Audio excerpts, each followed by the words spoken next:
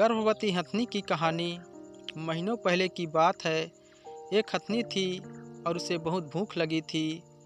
उस हथनी के पेट में बच्चा था जो कुछ ही महीनों में जन्म लेने वाला था। कुछ दिनों से हथनी जंगल में भूखी थी।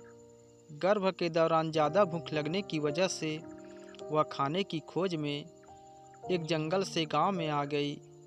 रास्ते में उसे एक अनानास पड़ा हुआ मिला।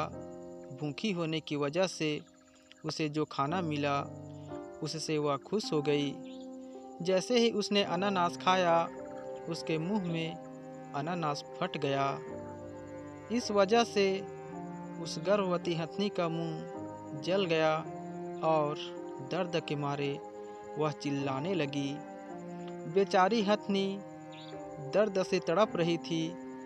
उसके साथ यह क्या हो रहा है उसे कुछ समझ में नहीं आ रहा था।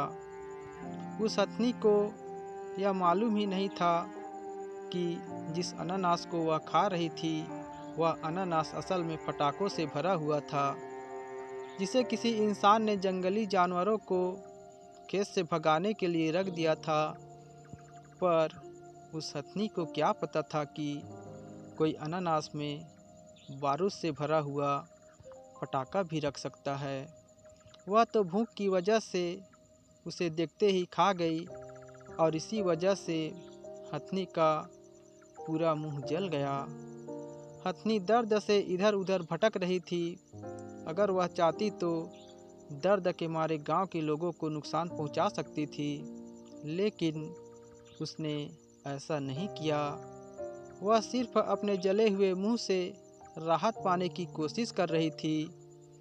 उसका पूरा मुंह जल जाने की वजह से वह कुछ खा नहीं पा रही थी और खाना न खाने की वजह से वह कमज़ोर हो गई और उसके पेट में जो बच्चा पल रहा था उसे भी कुछ नहीं मिल रहा था। इसी वजह से वह बहुत बेचैन हो गई। गांव के लोग उसकी तकलीफ़ समझ नहीं पा रहे थे।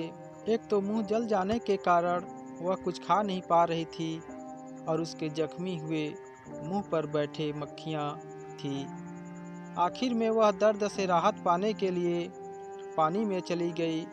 उसे लगा शायद पानी में रहने से उसे कुछ राहत मिल जाए और लगातार 3-4 दिनों तक वह पानी में ही बैठी रही। कुछ लोगों ने 2 हाथियों के जरिए उसे बाहर निकालने की कोशिश की, यह सोचकर कि शायद दूसरे हाथियों को देखकर वह पानी से बाहर आ जाए और बच सके, लेकिन वह हाथी पानी से बाहर नहीं आ सकी और वहीं अपना दम तोड़ दिया। वह हाथी अपने पेट में पल रहे बच्चे को बिना जन्म दे ही इस दुनिया से चली गई।